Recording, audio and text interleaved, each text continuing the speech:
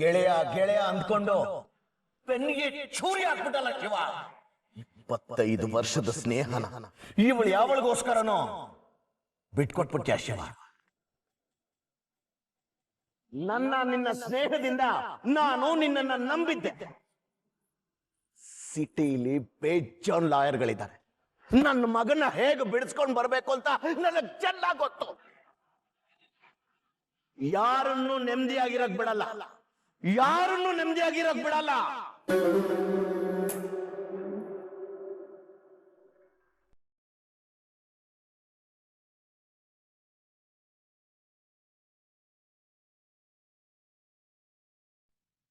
ಅಣ್ಣ,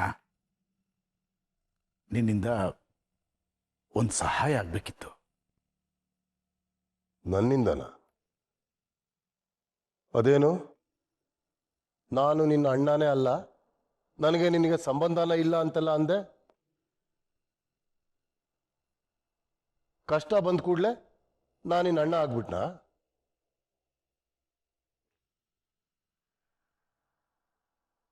ತಿಳಿದೆ ಏನೋ ಮಾಡಿದ. ಅಣ್ಣ, ಈಗ ನಾನು ಯಾವ ಸ್ಥಿತಿಲಿದ್ದೀನಿ ಅಂತ ನಿನಗೆ ಗೊತ್ತಿಲ್ಲ. ನನ್ನ ಮಗಳು ಕಣ್ಣೀರು ಹಾಕೋದನ್ನ ನನ್ನಿಂದ ನೋಡೋದಕ್ಕಾಗ್ತಿಲ್ಲ ಅಣ್ಣ. ದಯವಿಟ್ಟು ವಿಕ್ಕಿನ ಬಿಡಿಸ್ಕೊಂಡ್ ಬಾ. ನಮ್ಮ ಮಗಳ ಜೀವನ ನಿಮ್ಮ ಕೈಯಲ್ಲಿದೆ ಬಾಬಾ, ದಯವಿಟ್ಟು ಅವಳನ್ನ ಉಳಿಸ್ಕೊಡಿ. ಹೋಗಿ ಆ ನಿಮ್ಮ ಭಾರ್ಗವಿನ ಕೇಳಿ, ಅವಳು ಸಹಾಯ ಮಾಡಿದ್ರು ಮಾಡ್ಬೋದು.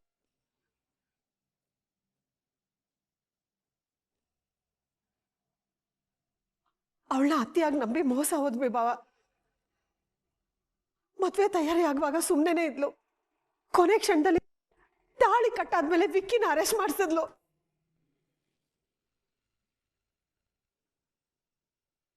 ಒಂದು ಹುಡುಗಿಗೆ ನ್ಯಾಯ ಕೊಡಿಸ್ತೀನಿ ಅಂತಿದ್ದ ಭಾರ್ಗವಿ ಇನ್ನೊಂದು ಹುಡುಗಿಗೆ ಅನ್ಯಾಯ ಮಾಡ್ತಾಳೆ ಅಂತ ನನ್ನ ಕನಸು ಮನಸ್ಸಲ್ಲಿ ಅಂದ್ಕೊಂಡಿರ್ಲಿಲ್ಲ.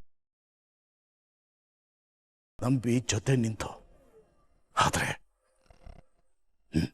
ನಮಗೆ ಚೂರಿ ಹಾಕ್ಬಿಟ್ಲು. ಈಗಿಲ್ಲ ಅವಳು ಮಾತು ನಂಬೇಡಿ ಅಂತ ಅಷ್ಟು ಸತಿ ಬಡ್ಕೊಂಡೆ. ಆದ್ರೆ ಅವಳು ಬೂಟಾಟ್ಕೆ ಮುಂದೆ ನನ್ನ ಕಾಳಜಿ ಮಾತು ನಿಮ್ ಕಿವಿಗೆ ಬೀಳಿಲ್ಲ. ಏನೋ ಈಗ್ಲಾದ್ರೂ ನಿಮಗೆ ಬುದ್ಧಿ ಬಂತಲ್ಲ. ಅಣ್ಣ, ವಿಕ್ಕಿ ಹೊರಗಡೆ ಬರ್ತಾನಲ್ವಣ್ಣ? ಅವನು ಹೊರಗಡೆ ಬರ್ತಾನೆ ಅನ್ನೋದ್ರ ಪ್ರಶ್ನೆನೇ ಇಲ್ಲ. ನಮ್ಮ ಋತು ಜೀವನ ಸರಿ ಹೋಗ್ಬೇಕು, ನನ್ನ ಶಕ್ತಿ ಗೆಳತನ ಸರಿ ಹೋಗ್ಬೇಕು ಅಂದ್ರೆ ವಿಕ್ಕಿ ಹೊರಗಡೆ ಬರಲೇಬೇಕು. ಆದಷ್ಟು ಬೇಗ ವಿಕ್ಕಿ ಹೊರಗಡೆ ಬಂದಿಲ್ಲ ಅಂದ್ರೆ ನಮ್ಮ ಋತು ವಿಷಯ ಎಲ್ರಿಗೂ ಗೊತ್ತಾಗೋಗುತ್ತೆ.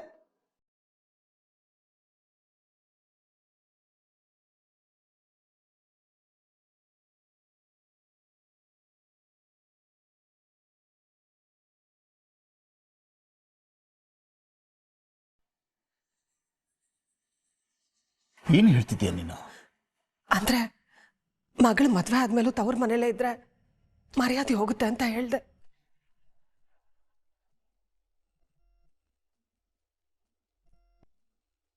ಮೊದಲು ಆ ಭಾರ್ಗವಿ ಸಹವಾಸ ಬಿಡಿ, ಅವಳು ಹೇಳೋ ಸುಳ್ಳಿನ ಕತೆಗಳನ್ನು ನಂಬೋದನ್ನ ಬಿಡಿ. ಅರ್ಧಕ್ಕರ್ಧ ಸಮಸ್ಯೆಗಳು ತಾನಾಗೆ ಸಾಲ್ವ್ ಆಗುತ್ತೆ. ನೋಡಿ, ನೀವೇನು ಯೋಚನೆ ಮಾಡಬೇಡಿ, ವಿಕ್ಕಿನ ನಾನು ಹೊರಗಡೆ ಕರ್ಕೊಂಡ್ಬರ್ತೀನಿ.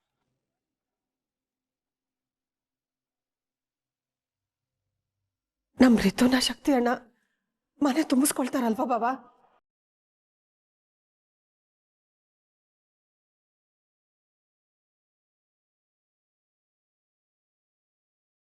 ಮೊದಲು ನಮ್ಮ ಮಗ ನಮ್ಮನೆಗೆ ಬರೋ ಹಾಗೆ ಮಾಡಿ, ಆಮೇಲೆ ನಿಮ್ಮ ಮಗಳು ನಮ್ಮನೆಗೆ ಬರೋದನ್ನ ಯೋಚನೆ ಮಾಡೋಣ.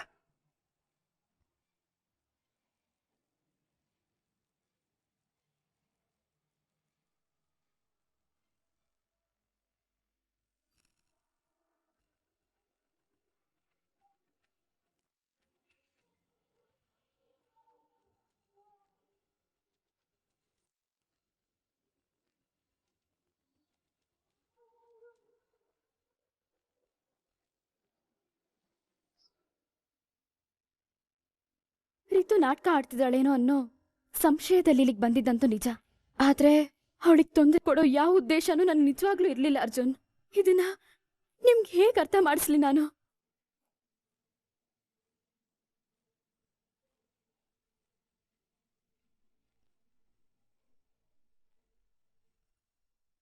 ರಿತು ಸುಳ್ಳು ಹೇಳ್ತಿದ್ದಾಳೋ ಇಲ್ವೋ ಅನ್ನೋದು ಬೇರೆ ವಿಷಯ. ಒಂದ್ ವೇಳೆ ಅವಳ ಹೊಟ್ಟೆಲಿ ಮಗು ಇದ್ದಿದ್ದೇ ನಿಜ ಆದ್ರೆ ರಿತು ಆರೋಗ್ಯಕ್ಕೆ, ಮಗು ಆರೋಗ್ಯಕ್ಕೆ ಏನು ತೊಂದರೆ ಆಗ್ದಿರೋ ಹಾಗೆ ನೀನೇ ಕಾಪಾಡ್ಬೇಕಪ್ಪ ಆಂಜನೇಯ.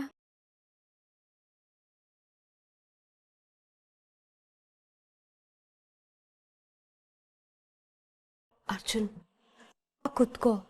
ಎಷ್ಟೊತ್ತು ಅಂತ ಹೀಗೆ ಇರ್ತೀಯ ಹೇಳು?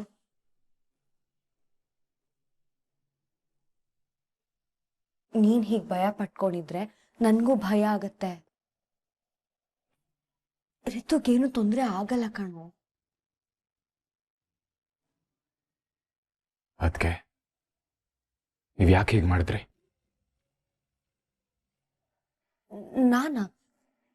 ನಾನೇನ್ ಮಾಡ್ದೆ? ರಿತು ನೋಡ್ಕೊಳ್ಳಿ ಅಂತ ನಿಮ್ಮ ಹತ್ರ ಹೇಳಿ ಹೋಗಿದ್ನಲ್ಲ, ಆದ್ರೂ ಯಾಕೆ ಹೀಗಾಯ್ತು?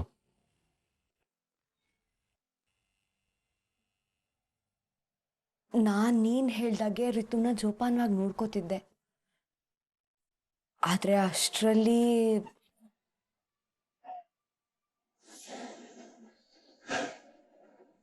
ಭಾರ್ಗವಿ ಬಂದ್ಲು. ರಿತು ಜೊತೆ ಕಾಲ್ ಕೆರ್ಕೊಂಡ್ ಜಗಳಕ್ ನಿಂತ್ಲು.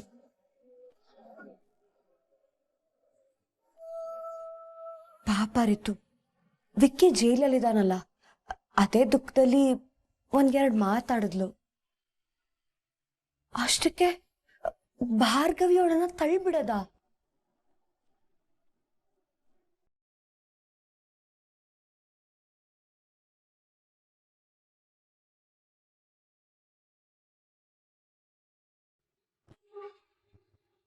ಭಾರ್ಗವಿ ಹೀಗೆ ಮಾಡಿದ್ದಾರೆ ಅಂದ್ರೆ ನನಗೆ ನಂಬಕ್ಕೆ ಆಗ್ತಿಲ್ಲ. ಅದಕ್ಕೆ ಅವ್ರು ಆ ಥರದವ್ರಲ್ಲ.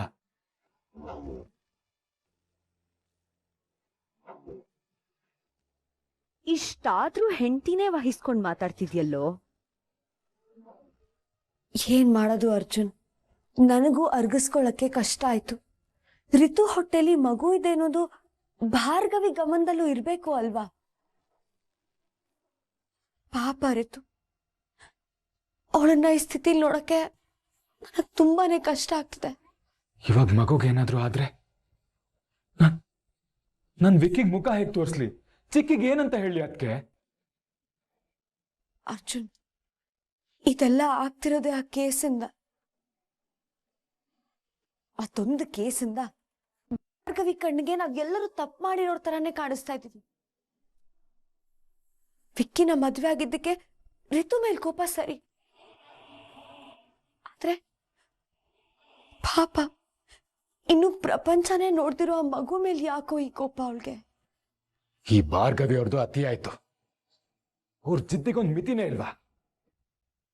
ಮಗುಗೆ ರೀತುಗೆ ಏನಾದ್ರೂ ಆದ್ರೆ ಈ ಜನ್ಮದಲ್ಲಿ ಅವ್ರನ್ನ ಕ್ಷಮಿಸಲ್ಲ. ಇಲ್ದೇ ಇರೋ ಮಗುವಿಂದಾನೇ ನಿಮ್ಮ ಸಂಸಾರ ಮುರಿತಿದ್ಯಲ್ಲೇ ಭಾರ್ಗವಿ. ಮುಂದೆ ಡಾಕ್ಟರ್ ಹೇಳೋದನ್ನ ಕೇಳದ್ಮೇಲಂತೂ ನಿನ್ನ ಕತೆ ಹರೋ ಹರ.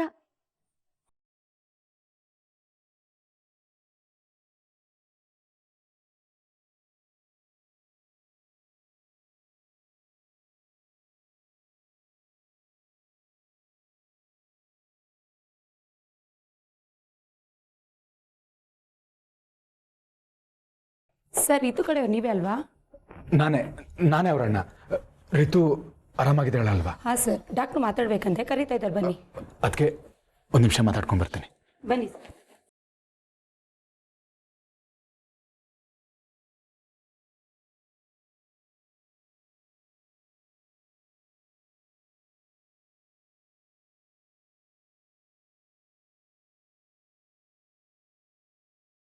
ಹೇಗಿದ್ದೀರಾ ಸಿತಾರಾ ಅವರೇ?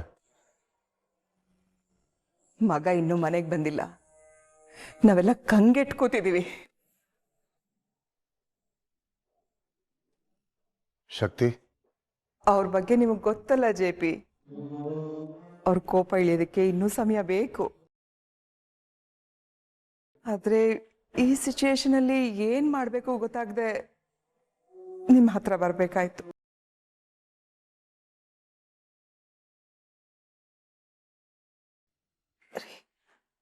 ಮಾತಾಡ್ರಿ.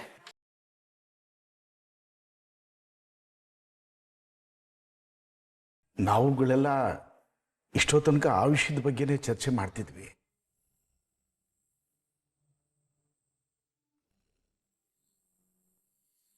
ಅದು ಮದುವೆ ಏನೋ ಮುಗ್ದೋಯ್ತು. ಆದ್ರೆ ಪಾಪ ರಿತು ಇನ್ನೂ ತವ್ರ ಮನೇಲೇ ಇದ್ದಾಳೆ. ನೀವು ದೊಡ್ಡ ಮನ್ಸು ಮಾಡಿ ಅವಳನ್ನ ಮನೆ ತುಂಬಿಸ್ಕೊಂಡ್ರೆ ಚೆನ್ನಾಗಿರುತ್ತೆ.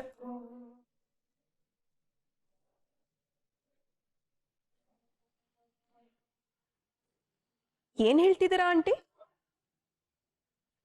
ಅಲ್ಲ, ಅಲ್ಲಿ ನನ್ನ ತಮ್ಮ ವಿಕ್ಕಿನ ಪ್ರಾಣಿ ತರ ಜೈಲಲ್ಲಿ ಕೂಡ ಹಾಕಿದ್ದಾರೆ. ಚಾನಲ್ ಹಾಕಿದ್ರು ವಿಕ್ಕಿ ಅರೆಸ್ಟ್ ಆಗಿರೋ ನ್ಯೂಸೇ ಬರ್ತಾ ಇದೆ. ಅದ್ರ ಮೇಲೆ ನಮ್ ಡ್ಯಾಡ್ಗೆ ಹೈಕಮಾಂಡ್ ಇಂದ ಫೋನ್ ಮೇಲೆ ಫೋನು ಬರ್ತಾನೆ ಇದೆ.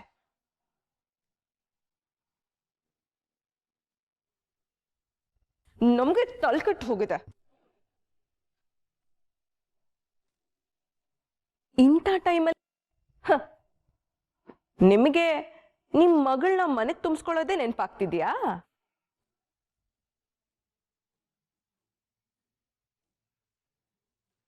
ನೋಡಿ, ನಿಮಗೆ ನಿಮ್ಮ ಮಗಳ ಜೀವನ ಹೇಗೆ ಮುಖ್ಯನೋ ನಮಗೆ ನಮ್ಮ ಮಗನ ಜೀವನನೂ ಅಷ್ಟೇ ಮುಖ್ಯ. ಅವನ ಆಚೆಗೆ ಬರೋವರೆಗೂ ನಿಮ್ಮ ಮಗಳು ನಿಮ್ಮಂಗ್ಲೇ ಇರಲಿ. ಯಾವ ಸಂದರ್ಭದಲ್ಲಿ ಏನ್ ಪ್ರಶ್ನೆ ಕೇಳಬೇಕು ಅನ್ನೋದನ್ನು ಮರ್ತಿದ್ದೀರಾ. ಸ್ವಲ್ಪ ಸುಮ್ಮನೆ ಇರಿ ನೀವಿಬ್ರು.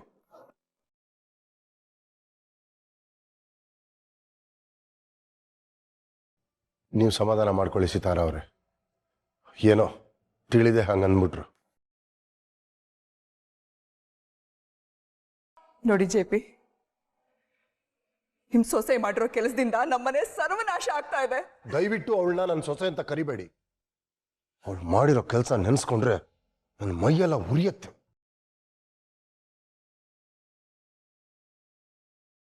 ಆದ್ರೆ ಈ ವಿಷಯನ ಹಾಗೆ ಬಿಡಕ್ಕಾಗಲ್ಲ ಅಲ್ವಾ ಜೆ ಪಿ? ಇದ್ರ ಜೊತೆಲಿ ನೀವು ಶಕ್ತಿ ಬೇರೆ ಮಾತಾಡ್ತಿಲ್ಲ. ಹೀಗೆ ಮುಂದೆ ನಮ್ ವಿಕ್ಕಿ ಗತಿ ಏನು?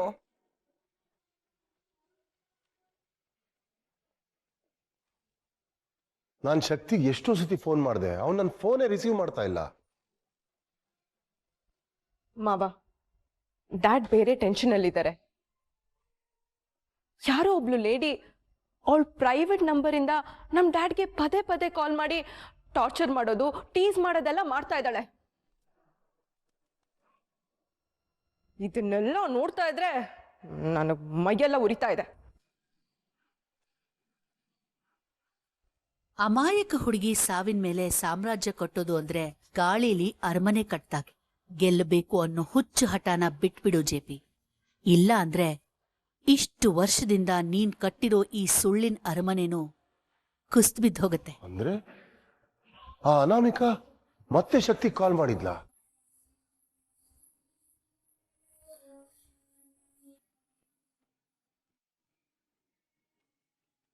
ಅಂದ್ರೆ ವಿಕ್ಕಿ ಜೈಲ್ಗೆ ಹೋಗೋದ್ರ ಹಿಂದೆ ಅವಳ ಕೈವಾಡನೂ ಇದೆ ಅಂತ ಕನ್ಫರ್ಮ್ ಆಯ್ತು.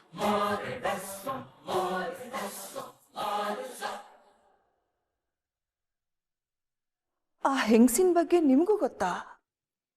ಅವತ್ತು ಮೆಹಂದಿ ಪಾರ್ಟಿಗೆ ಅವಳು ಬಂದಿದ್ಲು. ನಮ್ ಎದುರೇ ಇದ್ದು ನಮ್ಗೆ ಹೀಯಾಳ್ಸದು. ಆದ್ರೆ ಅವಳು ಯಾರು ಅಂತ ಕಾಣಿಸ್ಕೊಳ್ಳಿಲ್ಲ. ಅಂಕಲ್, ಆ ಅನಾಮಿಕ ಮಹಿಳೆನ ನೋಡಿದವರು ಯಾರು ಇಲ್ವಾ? ನಾನ್ ನೋಡಿದ್ದೀನಲ್ಲ.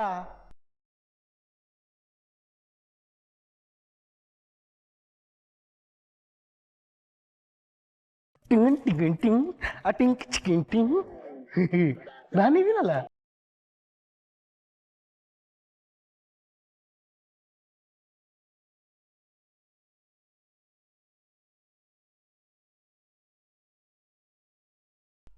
ಆಶೀರ್ವಾದ ಮಾಡಿ. ಚೆನ್ನಾಗಿರಪ್ಪ.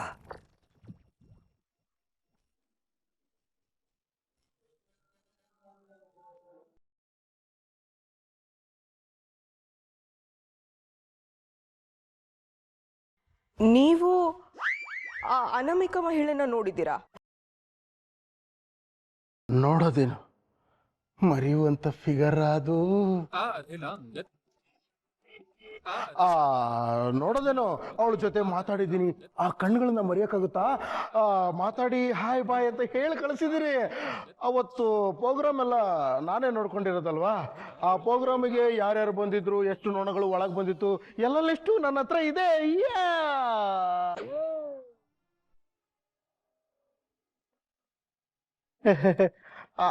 ಅಂದ್ರೆ ನಮ್ಮ ಅಕ್ಕನ ಮನೆ ಪ್ರೋಗ್ರಾಮ್ ಅಲ್ವಾ, ಹಂಗಾಗಿ ಆಡ್ಕೊಂಡಿದ್ದೆ. ಇವನ್ ಮಾತನ್ನ ಸೀರಿಯಸ್ ಆಗಿ ತಗೊಂಬೇಡಿ. ಆ ಅನಾಮಿಕನ ನೋಡಿಲ್ದೇ ಇದ್ರು ಸುಮ್ಮನೆ ಬಿಲ್ಡಪ್ ತಗೊಂತಾನೆ ಇವನು.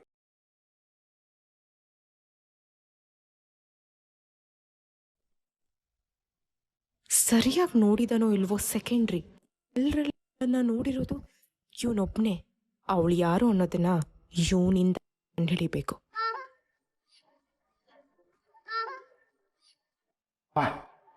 ಬಿಸಿ ಬಿಸಿ ಕಾಫಿ.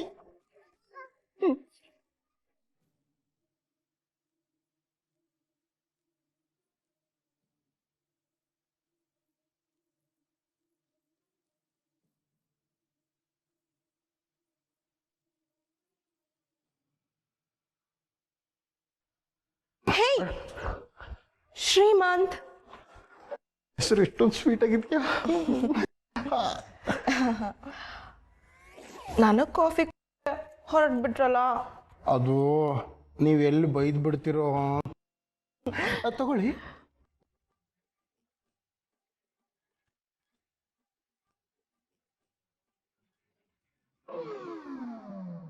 ಧನಲಕ್ಷ್ಮಿ ನನ್ನ ನೋಡಿ ನಗ್ತಿದ್ದಾಳೆ. ಇನ್ನೊಂದು ಕಪ್ ಕಾಫಿ ತಲ್ಲ? ಬೇಡ. ನಿಮ್ಗೆ ಕಾಫಿ ಮಾಡಕ್ ಬರುತ್ತಾ? ಹೌದು, ಕಾಫಿ, ಟೀ, ತಿಂಡಿ, ಊಟ ಎಲ್ಲ ಮಾಡ್ತೀನಿ. ನೀವು ಹೂ ಅಂದ್ರೆ ಜೀವನ ಪೂರ್ತಿ ಅಡಿಗೆ ಮಾಡ್ಕೊಂಡಿದ್ದು.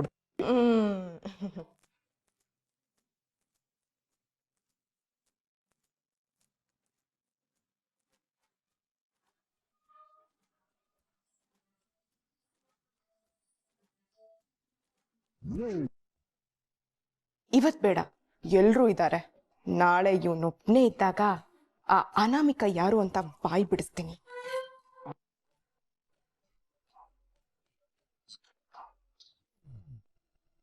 ಪೇಷಂಟ್ಗೆ ನೀವೇನಾಗಬೇಕು? ಡಾಕ್ಟರ್, ನಾನು ಅವ್ರ ಬ್ರದರ್. ಅವ್ರ ಹಸ್ಬೆಂಡ್ ಬಂದಿಲ್ವಾ? ಅದು ಪರ್ಸನಲ್ ಎಮರ್ಜೆನ್ಸಿ ಇತ್ತು. ಪರವಾಗಿಲ್ಲ, ನನ್ನ ಹತ್ರನೇ ಹೇಳಿ. ರಿತು ಆರಾಮಾಗಿದ್ದಾಳ ಅಲ್ವಾ? ಮಗುನು ಆರಾಮಾಗಿದೆ ಅಲ್ವಾ? ನೋಡಿ ಮಿಸ್ಟರ್, ನಮ್ಮ ಕಡೆಯಿಂದ ನಾವೆಲ್ಲ ಪ್ರಯತ್ನನೂ ಮಾಡಿದ್ದೀವಿ. ಕೆಲವೊಂದ್ಸಲ ನಾವೇನ್ ಅನ್ಕೊಂಡ್ರು ದೇವ್ರಾಟ ಏನೇನೋ ಇರುತ್ತೆ. ಇಷ್ಟಲ್ಲೇ ಕಷ್ಟ ಕಳೀತಲ್ಲ ಅಂತ ಸಮಾಧಾನ ಪಡ್ಕೋಬೇಕು. ಡಾಕ್ಟರ್, ನನ್ನ ತಂಗಿ ಆರಾಮಾಗಿದ್ದಾಳೆ. ಎಸ್, ನೀವು ಭಯ ಪಡುವಂಥದ್ದು ಏನಿಲ್ಲ. ಅವ್ರು ತುಂಬಾ ಆರಾಮಾಗಿದ್ದಾರೆ. Thank you doctor, thank you so much. ಆದ್ರೆ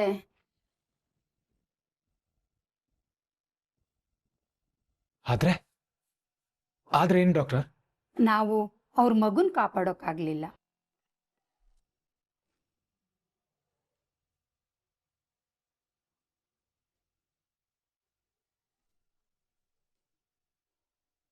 ಆದ್ರೆ ನೀವು ಧೈರ್ಯ ಕಳ್ಕೋಬೇಡಿ. ಅಲ್ಲ ಡಾಕ್ಟರ್, ಮಗುನ್ ಕಳ್ಕೊಂಡಿರೋದಕ್ಕೆ ನಿಮ್ ತಂಗಿನೂ ದುಃಖದಲ್ಲೇ ಇರ್ತಾರೆ. ಅವ್ರಿಗೆ ನೀವೇ ಧೈರ್ಯ ಹೇಳ್ಬೇಕಲ್ವಾ?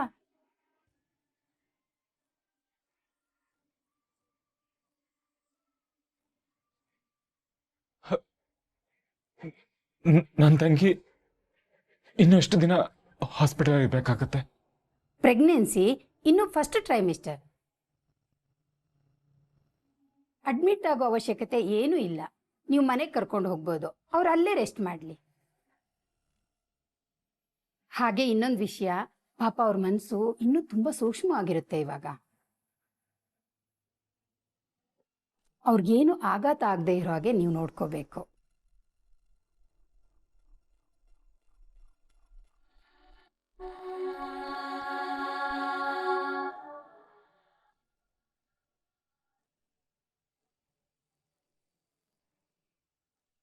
ನೋಡಿದ್ರೇನ್ರಿ ಪ್ರೆಗ್ನೆನ್ಸಿ ಆದಾಗ ಮನೆಯವರೆಲ್ಲ ಎಷ್ಟು ಆತಂಕ ಆಗಿರ್ತಾರೆ ಅಂತ. ನೀತು ಅಣ್ಣ ತುಂಬಾ ದುಃಖ ಪಡ್ತಿದ್ದಾರೆ ಪಾಪ. ಅದ್ಯಾರೋ ರೀತು ಅನ್ನೋರು ಪ್ರೆಗ್ನೆನ್ಸಿ ನಾಟಕ ಆಡ್ಕೊಂಡು ಬಂದಿದ್ರಲ್ವಾ, ಫಸ್ಟ್ ಉಗಿದು ಕಳಿಸ್ರಿ ಅವ್ರನ್ನ. ಅದಕ್ಕೆ ಡಾಕ್ಟರ್ಗೆ ನಾನು ಪ್ರೆಗ್ನೆಂಟ್ ಅಲ್ಲ ಅನ್ನೋದು ಗೊತ್ತಾಗೋಯ್ತು. ಬಾಯಿ ಬಂದಂಗ್ ಬೈದ್ರು. ಬ್ರೋಗೆ ಎಲ್ಲಿ ಹೋಗಿ ಹೇಳ್ಬಿಡ್ತಾರೆ ಅಂತ ಭಯ ಆಗ್ತಿದೆ. ಆದ್ರೆ ನೀನ್ ಸಿಗಾಕೊಳ್ಳಲ್ಲ. ಅದ್ ಹೇಗೆ?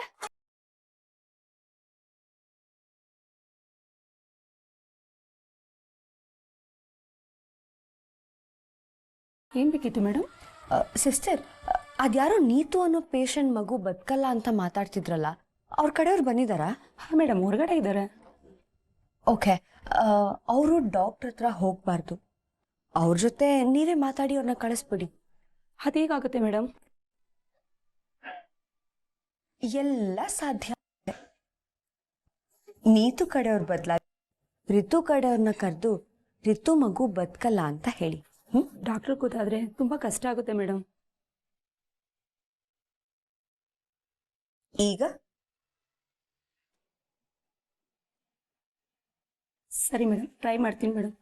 Thank you.